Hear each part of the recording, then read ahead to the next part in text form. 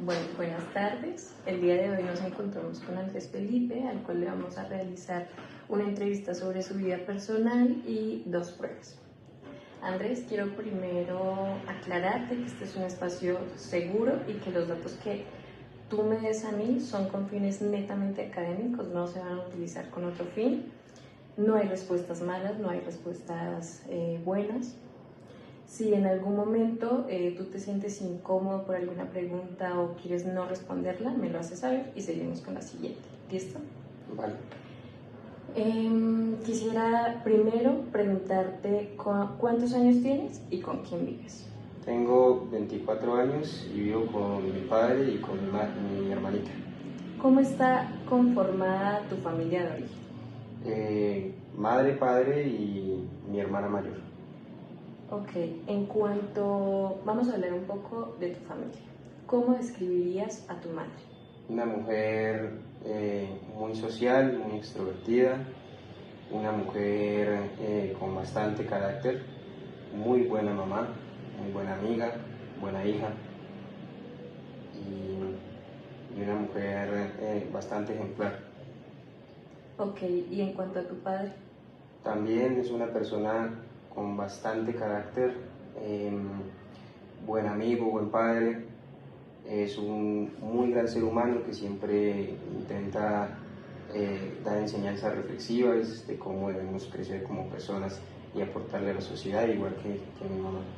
Ok, y en cuanto a los dos, me mencionas como personas con bastante carácter, que son muy sociables, y quisiera saber cómo era la relación entre ellos dos.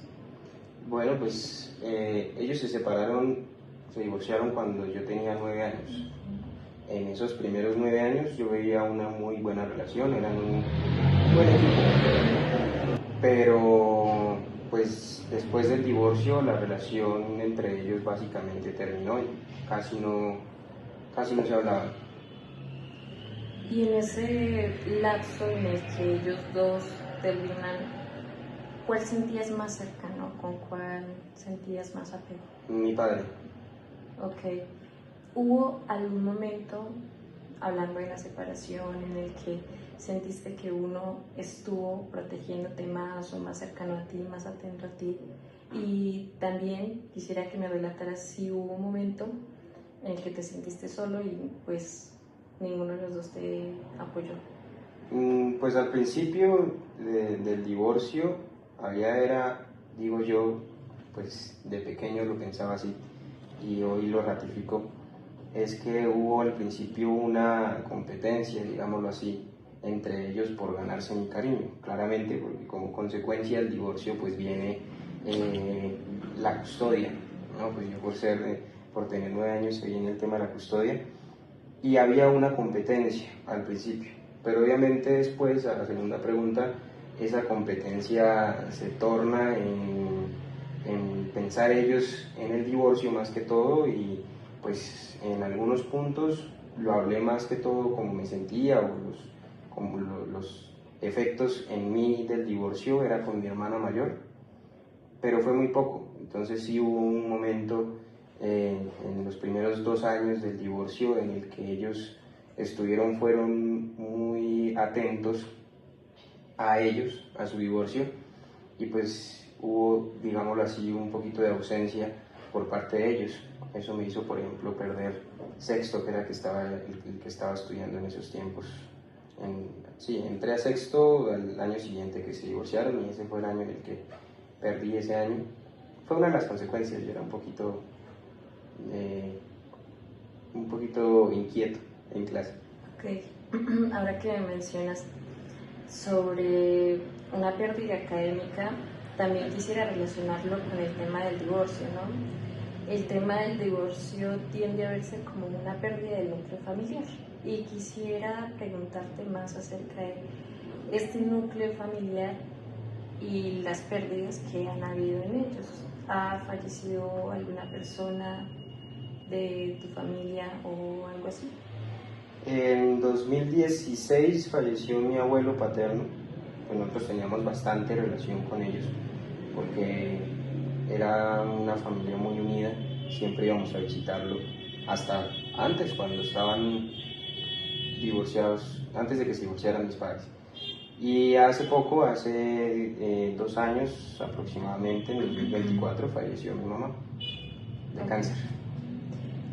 Quisiera que habláramos, ya que mencionas a tu mamá, de cuando eras pequeño.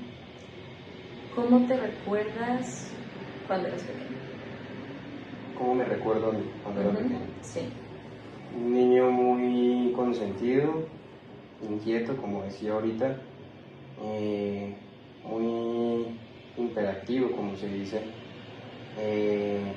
Era muy noble también, según me describía mi mamá y mi papá.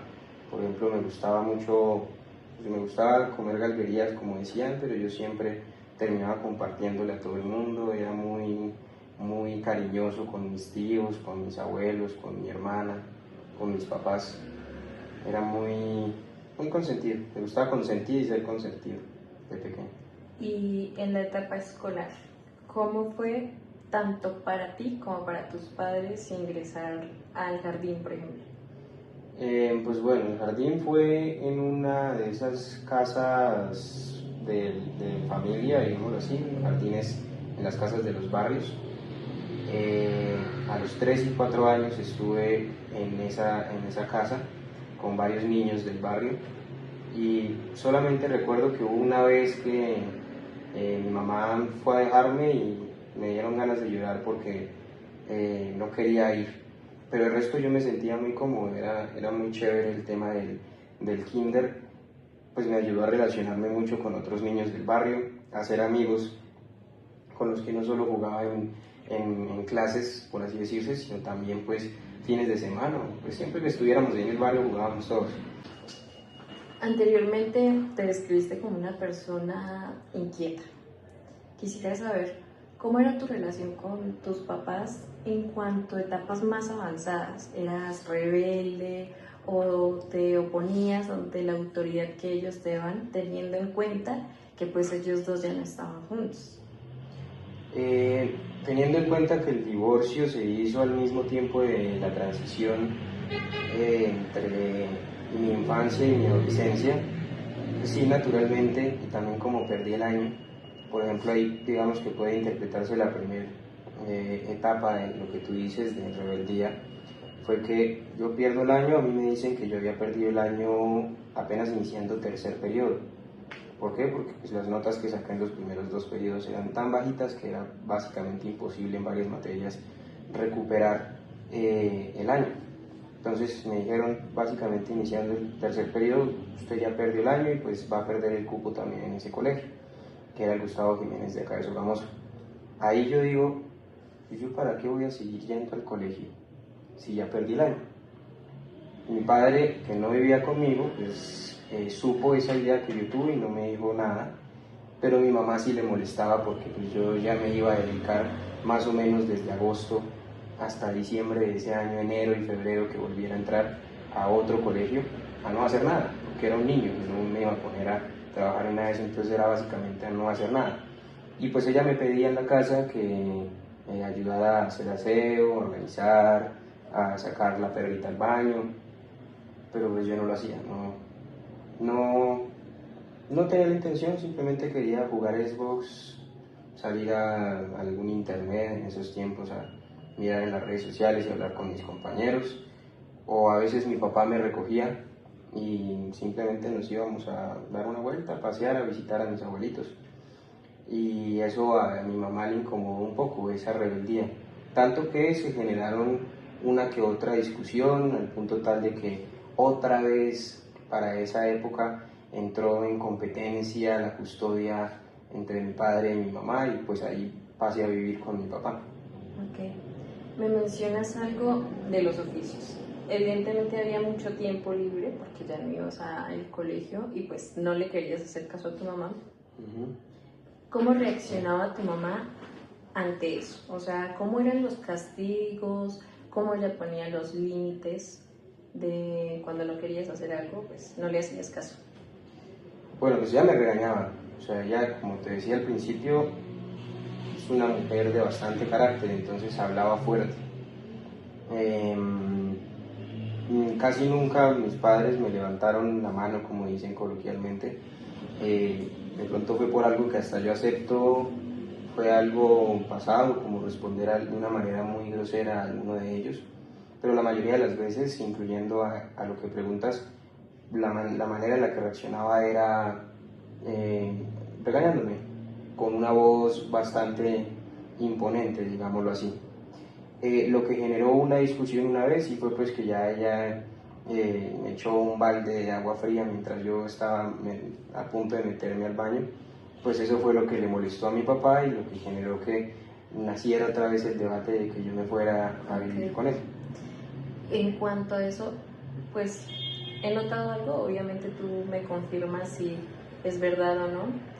La relación con tu mamá llega a fracturarse cuando ellos dos se separan y tú te vuelves como de alguna forma más aliado de tu padre. Podría decirse, sí, pues como yo tenía 9 años,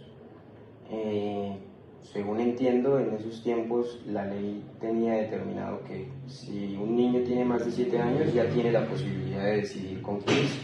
O sea, hay que preguntarle al niño. Y a mí me preguntaron, ¿con quién se quiere ir? Yo desde el principio, desde el día cero, dije que quería quedarme con mi papá.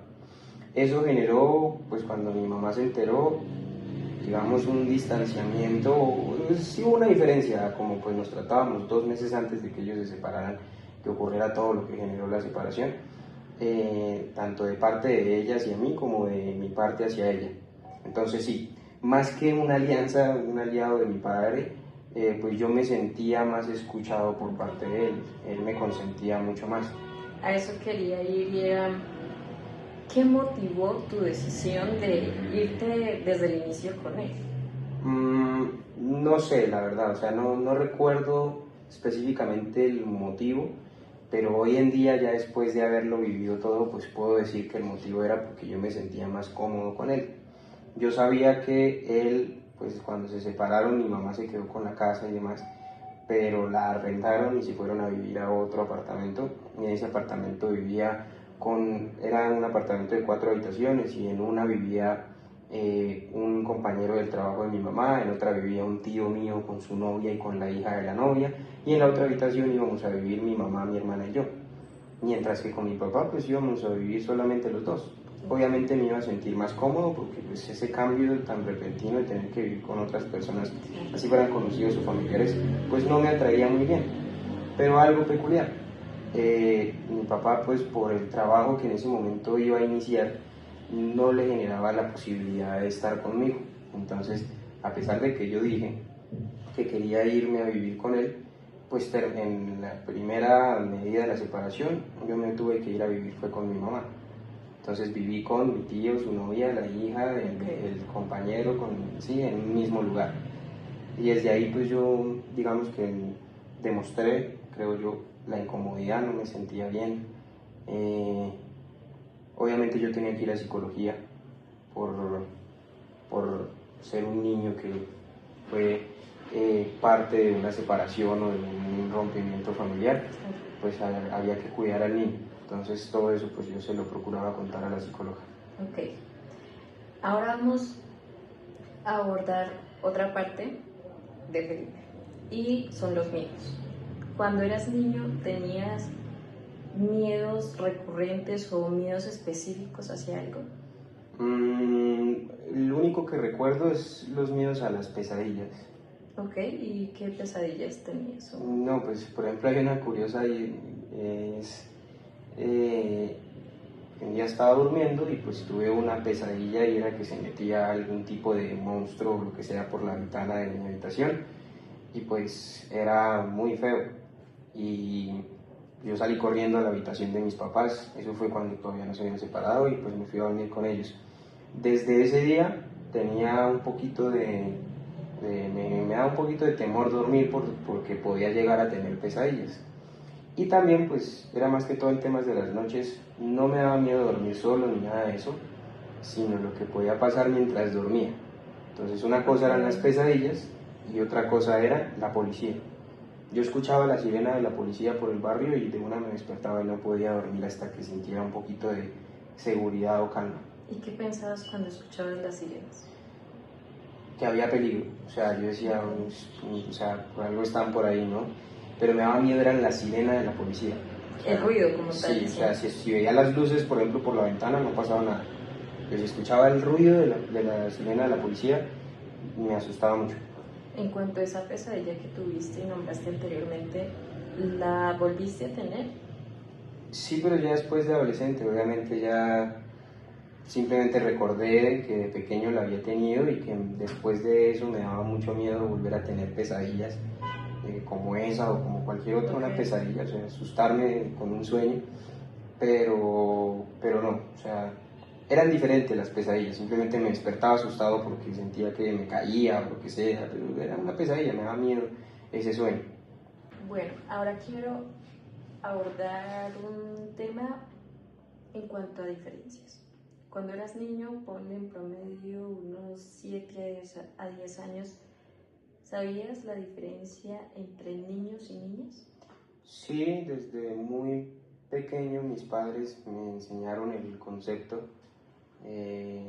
Entendía que niños y niñas, u hombre o mujer, eran personas, pero que habían diferencias entre cada género y que esas diferencias eran importantes para la manera en la que de pronto uno iba a hablar con cada uno de ellos. Es muy diferente hablar de hombre a hombre a hablar de hombre a mujer por diferentes cosas. Entonces mis padres me decían, solamente hay que, por ejemplo, mi mamá me decía, respetar a la mujer, no se le pega ni se le toca ni con el pétalo de una rosa, se le respeta, se le trata muy bien. Mi padre me decía, las mujeres son unas damas, son princesas o reinas, son una buena compañía, son mujeres delicadas, bonitas.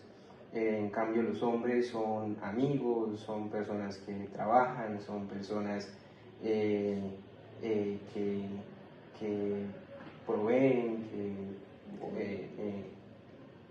tratan de ayudarle a la mujer con lo que la mujer de pronto no quiere o no puede hacer de diferentes maneras. Todo eso más o menos lo entendía de pequeño. En el colegio era muy evidente, yo solía llevarle detalles a las niñas. Me gustaba. Y quisiera profundizar más en lo que tú entendías por niño y niña. No amigos.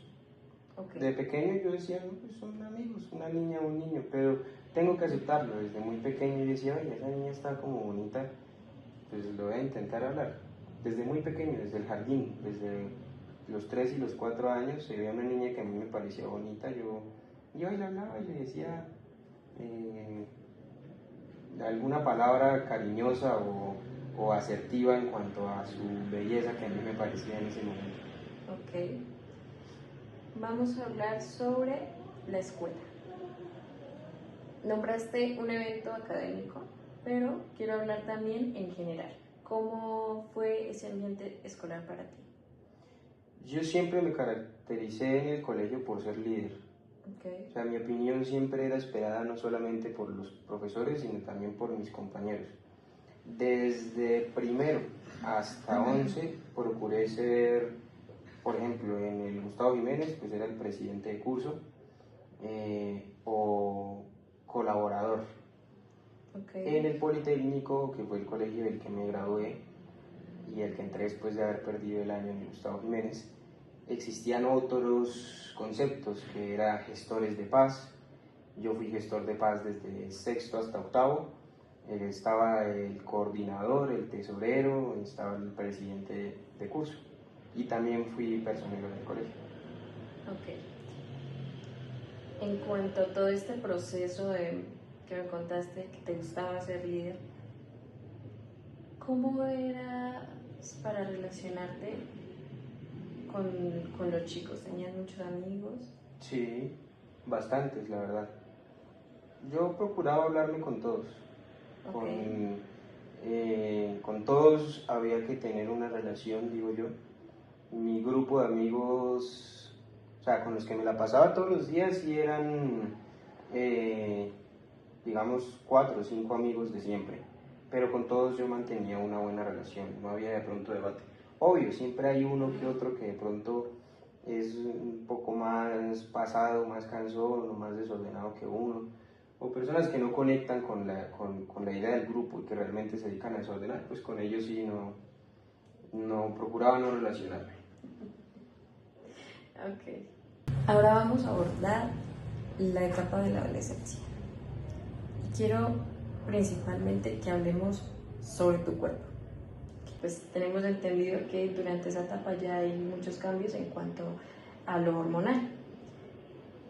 ¿Hubo alguno que te afectara o que te incomodara? En la adolescencia, y de pronto se puede lograr ver, mi rostro tiene marcas de ello.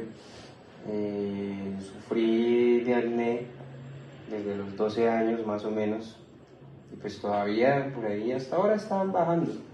Hasta ahora, en los 24 años, pues a los 22 todavía estaba bastante brotado.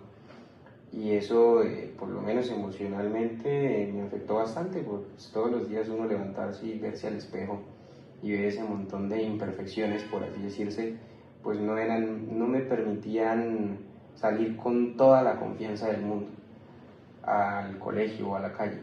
No fue un impedimento, porque como te conté, pues siempre seguí buscando mi liderazgo.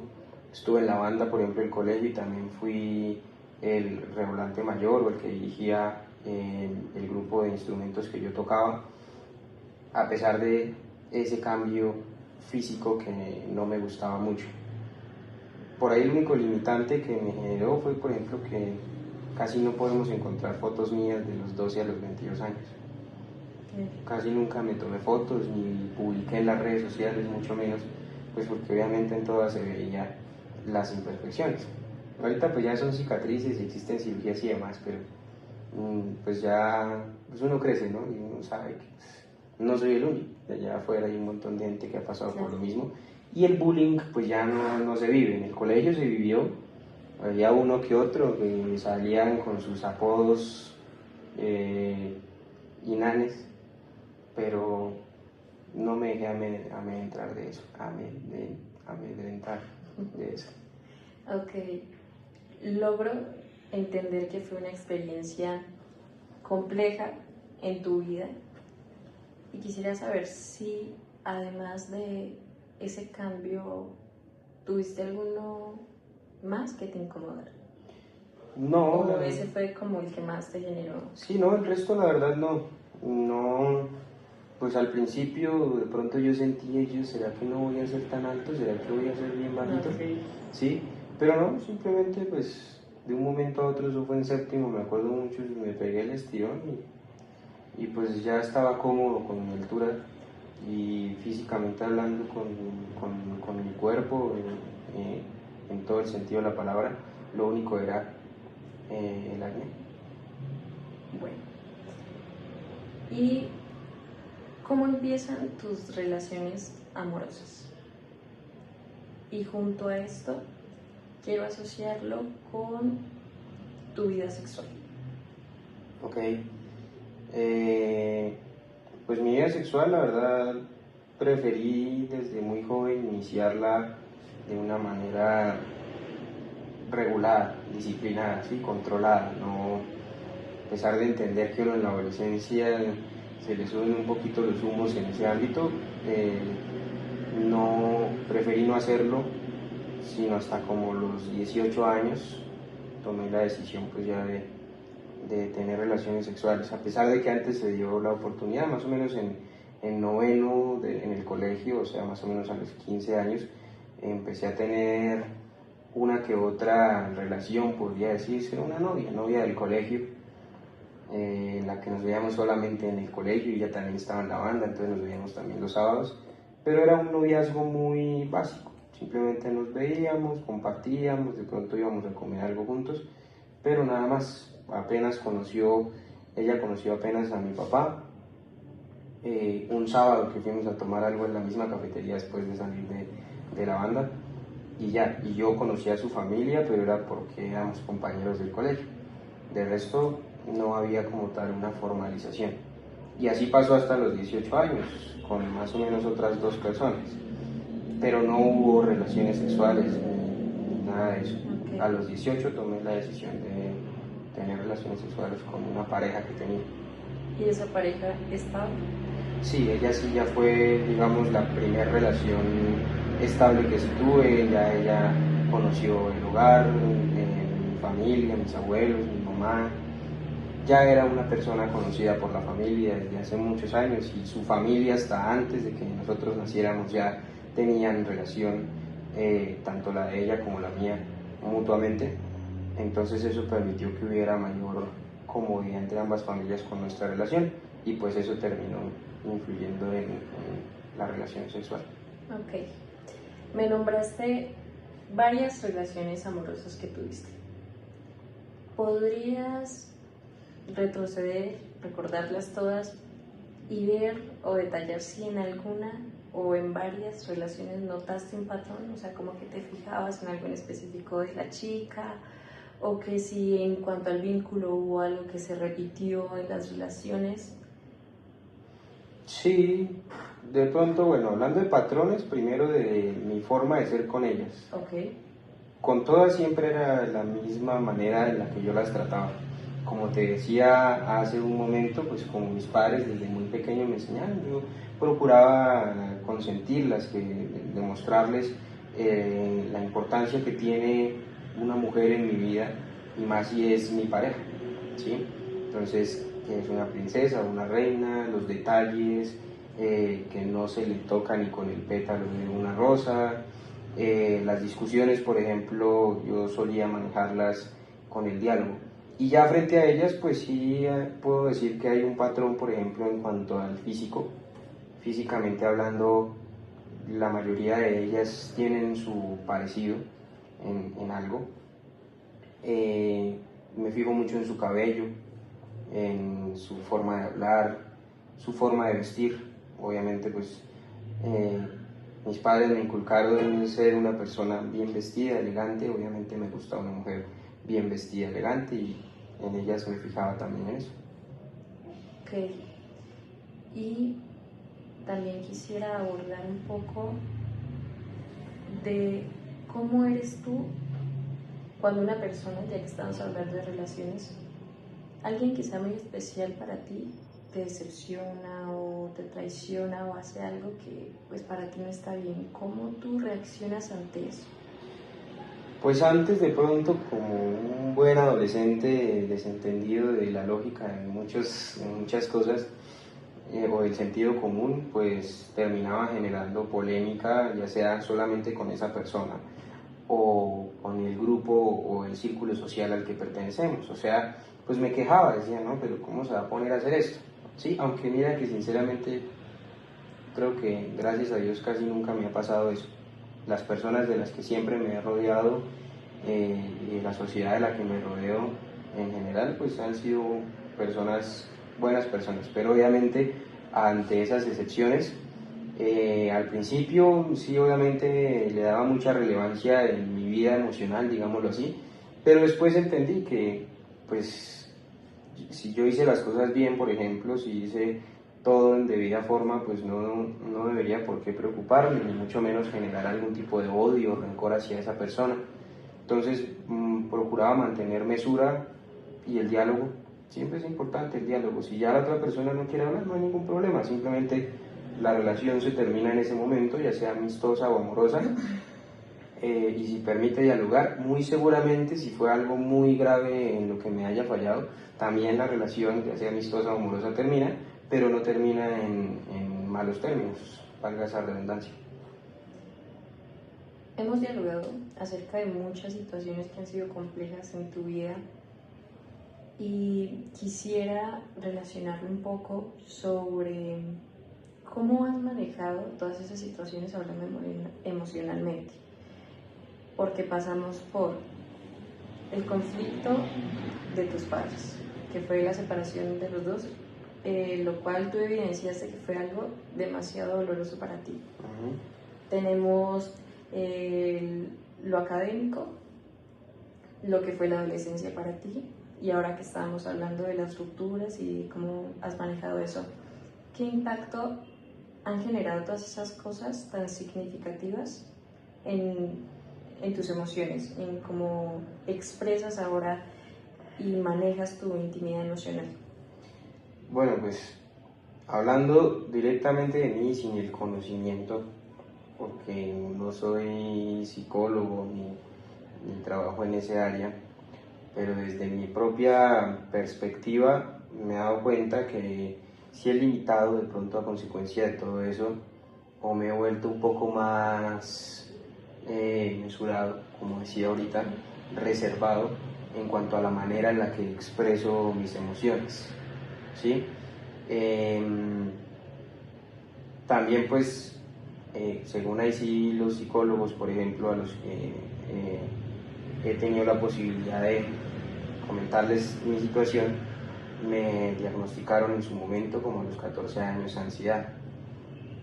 Ansiedad que en este momento, pues ya después de un buen tiempo y el último psicólogo al que visité, pues me hizo entender que he logrado regular la ansiedad gracias a pues todo lo que he sobrellevado con el crecimiento tanto profesional como personal. Pero sí, hubo en la adolescencia bastante ansiedad. Por ejemplo, me comía las uñas, siempre tenía que estar haciendo algo, sufría insomnio, casi no podía dormir, empecé a consumir alcohol con mis amigos y me la pasaba era tomando y de pronto desahogándome en esos momentos. De pronto también en algún momento permití probar algún otro tipo de sustancias que me permitieran inhibir emociones y pues más o menos así, esos han sido los efectos colaterales que emocionalmente, ya sea voluntario o involuntariamente, se han generado. Me has hablado como de que probaste otras cosas quizás como por alejarte un momento de lo que te estaba generando malestar, pero hablemos de ti. ¿Hay algo, digamos, en este momento que tú no puedas controlar, que sea tuyo? De pronto sigo siendo muy inquieto, ¿no? Entonces me gusta mucho, por ejemplo, en el tema del aprendizaje, pues estar adquiriéndolo todo el tiempo. Y eso ha generado que yo sea muy meticuloso con el orden, con la puntualidad, con el olor, con sí. Y eso pues, ¿qué genera? Eso genera a veces en exceso, todo en exceso es malo, pienso yo, ¿no? Y ha generado pues, por ejemplo, en el tema laboral, que yo me sobrepase en mis funciones o en mis encargos o en mis tareas para tener todo siempre perfecto, digo yo. Esa es la cuestión. Buscar siempre la perfección en todos los ámbitos pues no ha sido lo más beneficioso para mí. Y eso a veces no lo puedo controlar porque siempre me genera ese ánimo, esa intención de que todo tenga que salir bajo el control que yo pueda llegar a aportar o a realizar. Y en cuanto a tu trabajo, ¿cómo te ves de aquí a 10 años? Muy bien, hay que decirlo, en todos los ámbitos.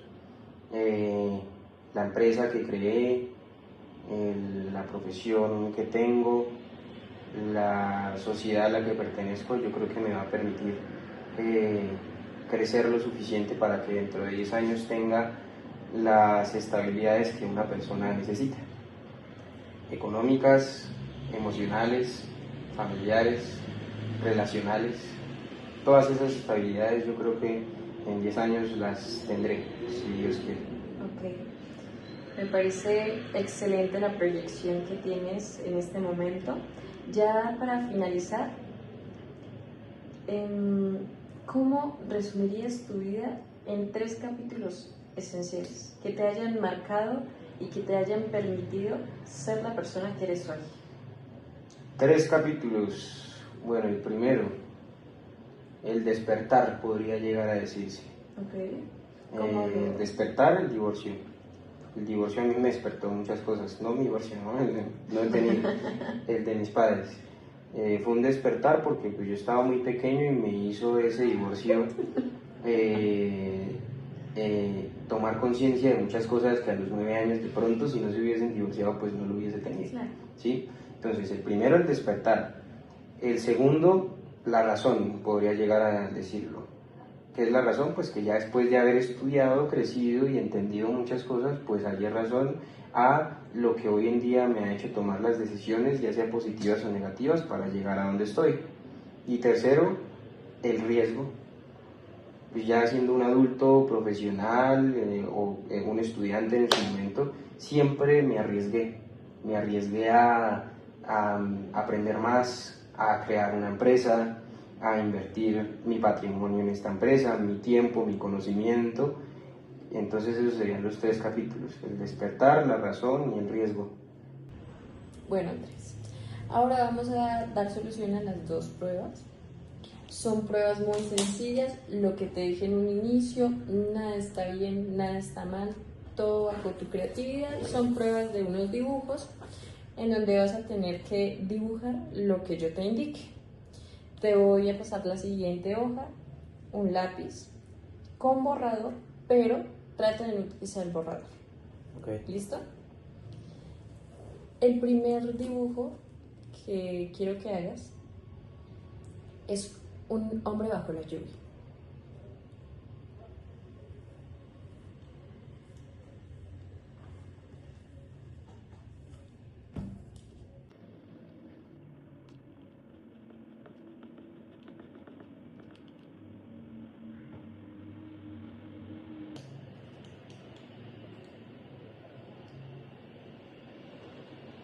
Listo. Tú me indicas cuándo ya. Ya. ¿Quién es el hombre que dibujaste? Yo, Ok. ¿Cuántos años tiene? 24. ¿Cómo se siente ese hombre en ese momento? Bien. Bien. Aborda más Sí, esa bueno, respuesta. pues tiene frío. Ok. Tiene frío, pero pues tiene la sombrilla, entonces como no se está mojando, pues está bien. Bueno. ¿Qué va a hacer después? Va para la casa. Perfecto. Vamos con la segunda prueba. Ah, ¿esto ya? Sí. Te entrego una hoja con 8 casillas. En cada casilla tienes que hacer un dibujo, el que tú quieras. Ok. Y pues ya. Ah, olvidé decirte, a cada casilla pues le vas a dar un número en esos cuadros pequeños que tenemos ahí arriba, y aquí dice títulos de los dibujos. A cada dibujo le vas a poner un nombre. Ok. ¿Listo? Entonces, cuando quieras. ¿Lleno esto? No es necesario.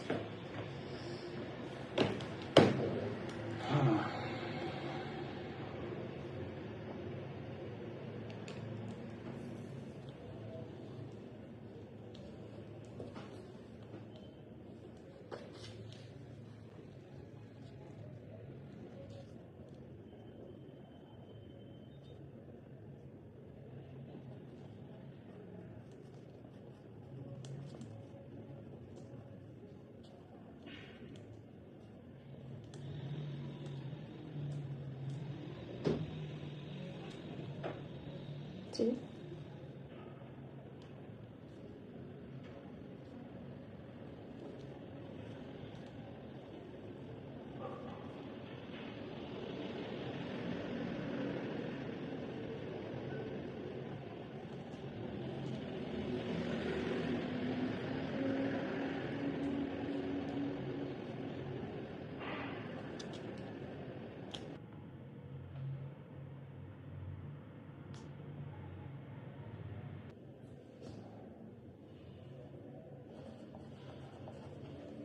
Listo.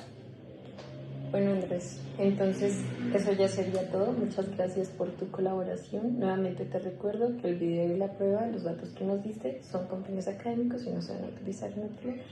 Vale, muchas gracias. Bueno.